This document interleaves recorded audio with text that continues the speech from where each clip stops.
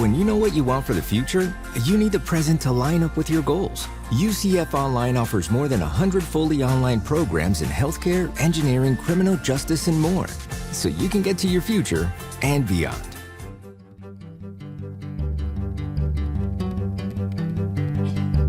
From the University of Central Florida's Center for Distributed Learning, I am Tom Cavanaugh. And I am Kelvin Thompson. And you are listening to Topcast, the teaching online podcast, the world's very best podcast. you just slide these new taglines in that I'm gonna keep trying them till one of them sticks. These are not substantiated or validated. We're going to need to employ a fact checker from now on, just for the podcast. What, three Pinocchios for my claims about the world's very best podcast? I don't know. Hey, Sarah Koenig, she's got nothing on us. Serial. Yeah. Yeah. I haven't listened to Serial since season 2. It's still going, right? Yeah, it comes in and out. It shows up every once in a while, but they're part of the New York Times now, I think, and they produce other things.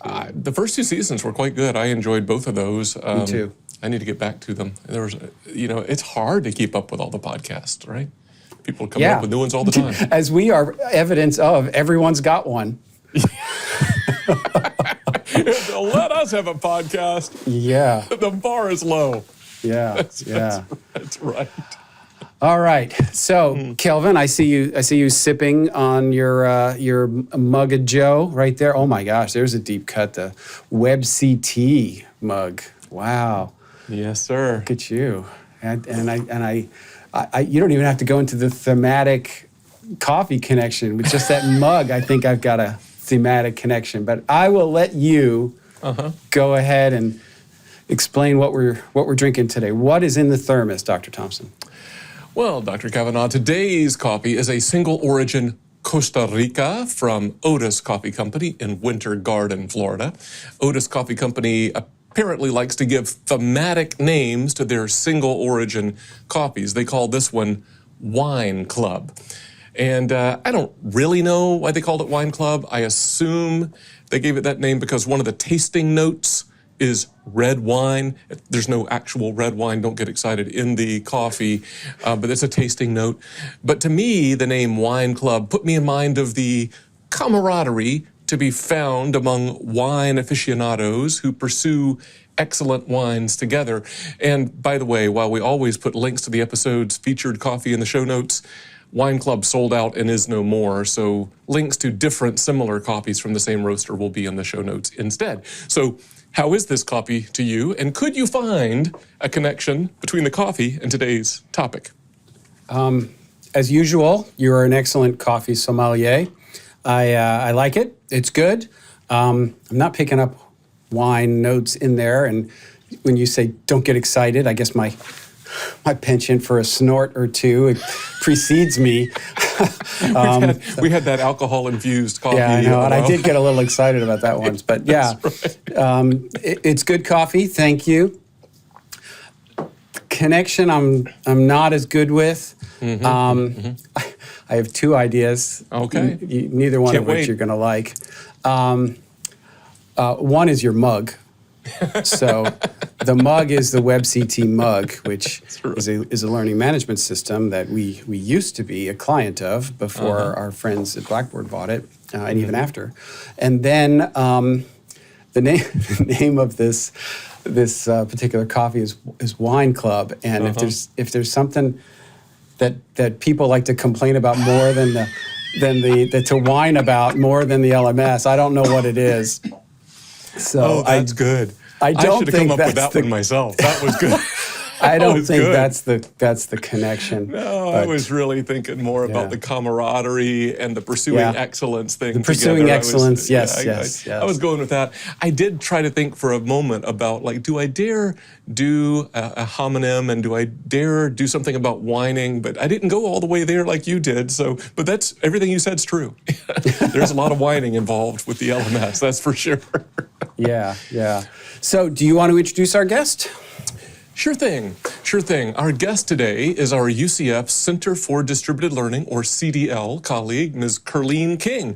Kerlene is a member of CDL's leadership team. That was the non-mystery woo. That was Tom Cavanaugh on the woo, ladies and gentlemen. That's my right. trademark woo, yes. Tip your servers.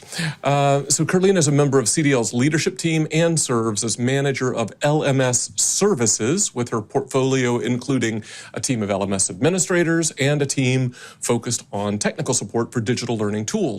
Kerlene also serves as our lead LMS administrator and co-leads our work with learning analytics. Outside of UCF, Ms. King is co-facilitator of the Canvas Peers Research Universities Group, or Canvas R1 Peers Group for the insiders. And notably, Kerlene is a certified project management professional, and she's a graduate of both the Online Learning Consortium's Institute for Emerging Leadership in Online Learning, i.e. LOL, and EDUCAUSE's Learning Technology Leadership Institute, LTL. Welcome, Kerlene. Thank you. Thank you for having me. Very excited to have you on the podcast, Kerlene. In fact, when we first started the podcast and we were talking about guests, and we're talking about years ago, yours was one of the first names that we were talking about, and it's taken us this long to finally shows you how efficient we are at guest scheduling. Yeah. So Kelvin, it's been a while since we've devoted an entire episode of Topcast to LMSs, or learning management systems, if you're not familiar with the acronym LMS. And we do talk about it frequently, though, right? Our last episode that was completely devoted to the LMS, if I'm seeing your notes correctly, was episode 12, which is titled "The LMS." Past, present, and future. Yeah, we figured we don't need to talk about it anymore because we covered all of it, the entire we covered it all continuum. in sort of a Dickensian, Christmas story or Christmas Carol kind of a way, the LMS past, present, and future. But we are here to talk about all of those things with somebody who's actually an expert in the subject, and that's Kerlene. So where would you like to start, Kelvin? Well, Kerlene, I'm just curious. This is, we gave you some hey, we might talk about this, we might talk about that. So let's start with something that's not on your list. So what did you think when we said, hey, you want to come on a podcast and talk about the LMS? What'd you think? I wasn't, I was like, okay, I guess that's an interesting topic. Some people may want to know about it. It's one of those things, like when you do it every day, you're like, is it as exciting as people would want to hear about it on a podcast? And I'm like, I assume so. You talked about it before, and I thought it was a very intriguing, session that you did. So I thought, okay, yeah, I'm intrigued.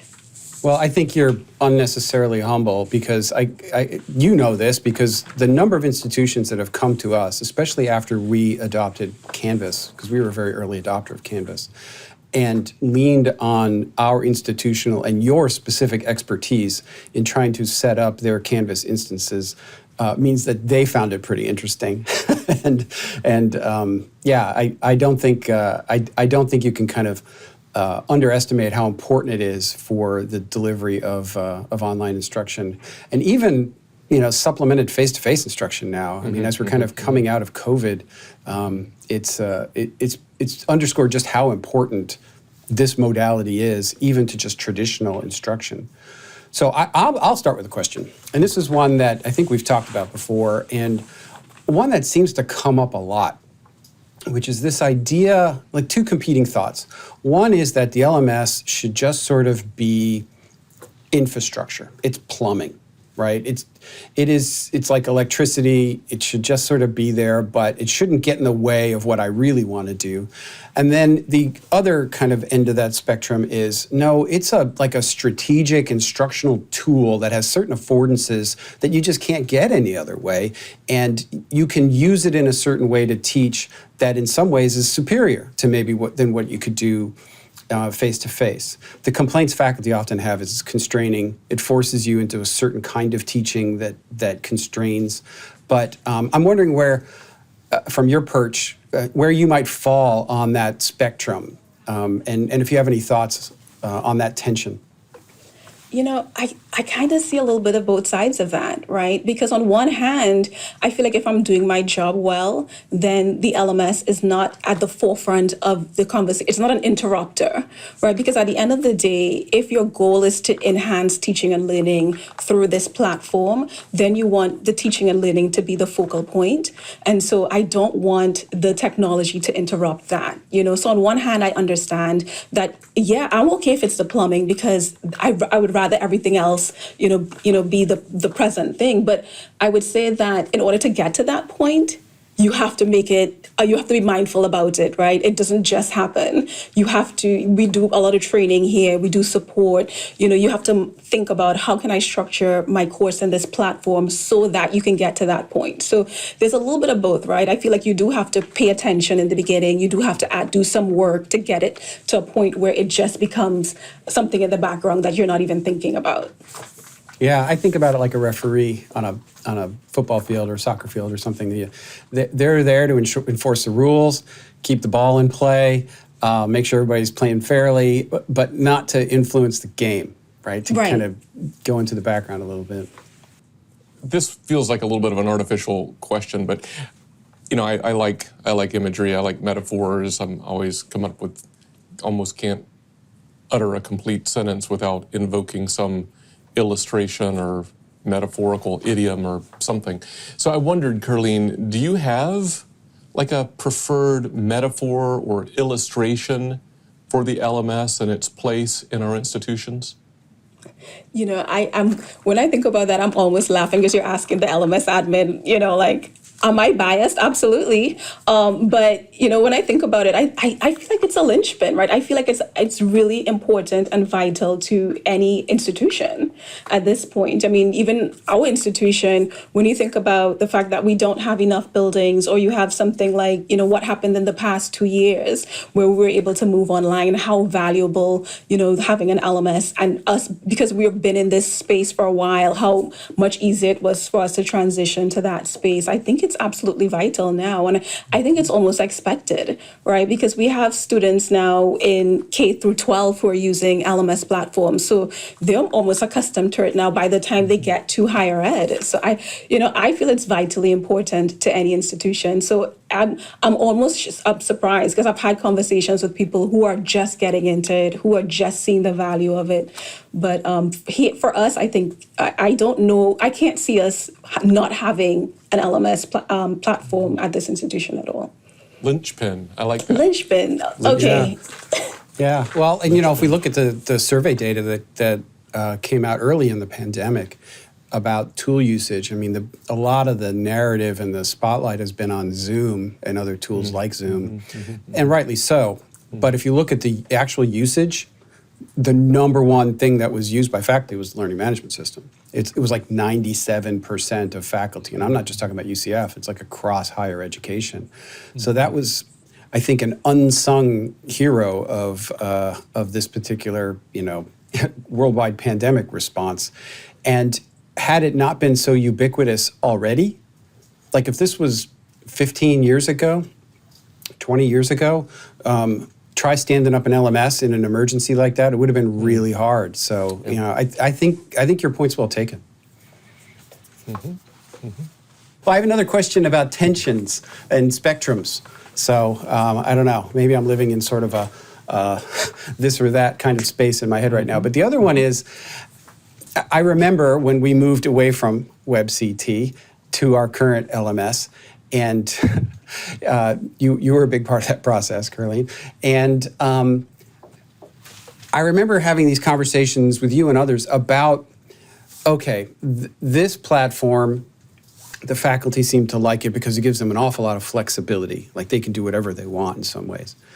This other platform seems to lock it down for faculty and they can't do as much.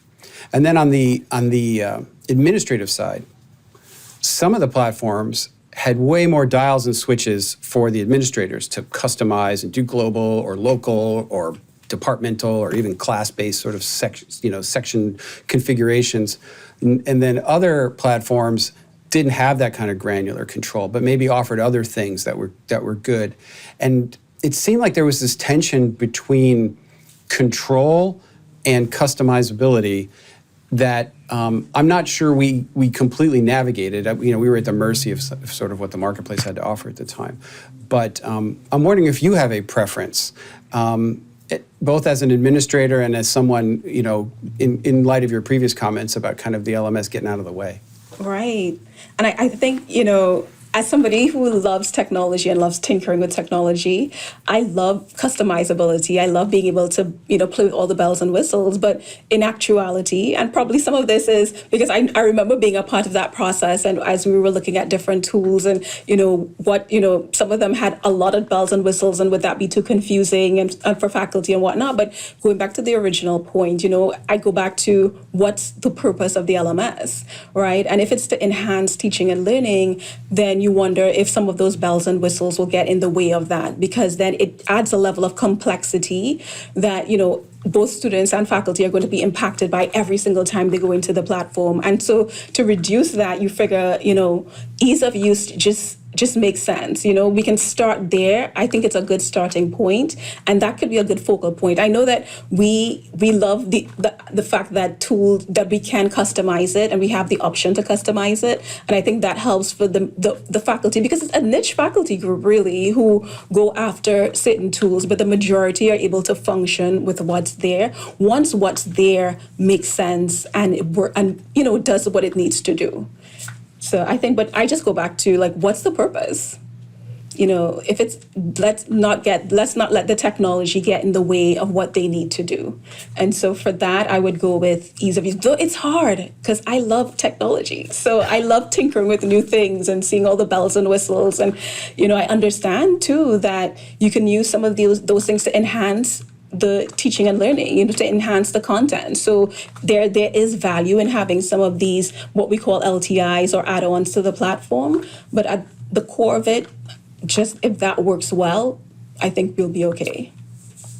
Is that primarily, Kerlene, from the user experience, the ease of use, or is that also true of kind of popping the hood on the metaphorical car and from the behind the scenes administrative role? Do you like just kind of plain ease of use from that perspective as well, or do you like highly customizable features in your administrative tool set? From the administrative side, I think you want a little more complexity, right? Because we try to put up barriers in certain places because we don't want people to accidentally cause more damage, right, or more harm to themselves. And so we go into the system and we say, okay, maybe we should turn off these features, turn on these features. Maybe we should extend admin access to other people, but turn off things that may cause some damage. So from our side, and plus, I think we have a little more expertise, a lot of technical expertise. So I think a little bit of complexity is okay. We can maneuver through that. We can figure that out. But I think from the end user perspective, I hope that, ease of use, not having to think about, what you have to do every time you have to go into the LMS, but have it be an afterthought. And, you go into your course, you go to a module, you go through the modules, you go to your quizzes, you just know what to do and you're not thinking about it. I think that's the end goal.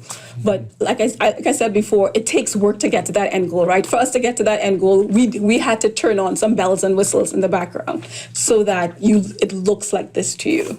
Yeah, well, I was going to go back, but it's another question that we've talked about a lot. You mentioned LTI, which is Learning Tools Interoperability. For those that are not familiar with that, it's a standard, a compatibility, interoperability standard that comes from IMS, which is now called One Ed Tech. One of the things we talked about back in that episode 12 of Topcast was this idea of sort of the potato head analogy, metaphor of, all right, so maybe the LMS will evolve to a point where it's just a gradebook, it's just a roster.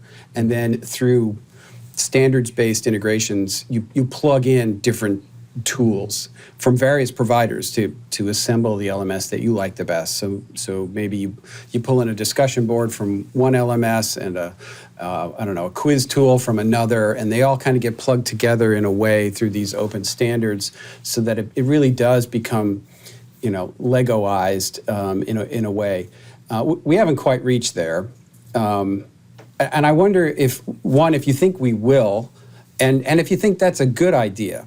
because now you suddenly have to be like expert, not just in one system, but like in multiple systems from an Right. administrative point of view. I think, and we've had some of these conversations before, especially with the vendor, where, there's what should be part of the core LMS, and then what are things that should be add-ons, right? And I think the general consensus and agreement was that the basic functionality should be, like you said, the gradebook, assignments, assessments, discussion, communication, make those things work really well, because those are the core features of any LMS. And then, it's okay to have add-ons, but I agree with you. They're not consistent. So everything you have to, it's a different way of learning it. It's a different way of maneuvering through it. It's a different way of supporting it. So every add-on that you add has a level of complexity to it. And so it may end up taking away from what you really are trying to accomplish, So I think that's been a topic, because when you talk about things like maybe I want to say Canvas, we're with the Canvas platform right now, and they talked about making the quizzing engine an LTI, and that became a big conversation, right? Because now I think people are kind of walking that back, maybe that should be a part of the core product. And I think they have even said that as well, because it makes it harder to integrate other tools within another LTI, so it ends up becoming a bigger issue than I think people initially realized. But people are accepting of things like analytics. That can be an add-on. Other tools like Zoom and other tools that we use to help support the LMS, those things are okay being an add-on. But the core features, I think the general consensus is let that be built into the LMS, let that be built into the LMS, let that work seamlessly, and let that be your focus.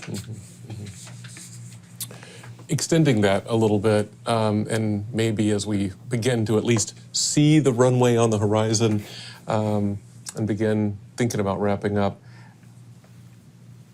big picture, if you had like magical superpowers or something and it could improve anything about the state of today's learning management system, without naming names, I mean, we're not going to call out any one particular product, but just looking at learning management systems broadly, if you could improve any one thing about them in their current state, what would it be and why?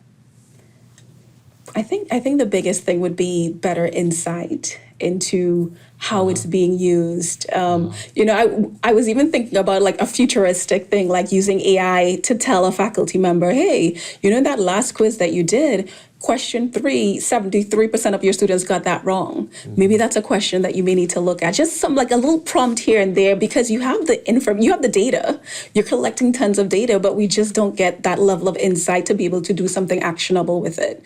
And I think a lot of schools are trying, so are we.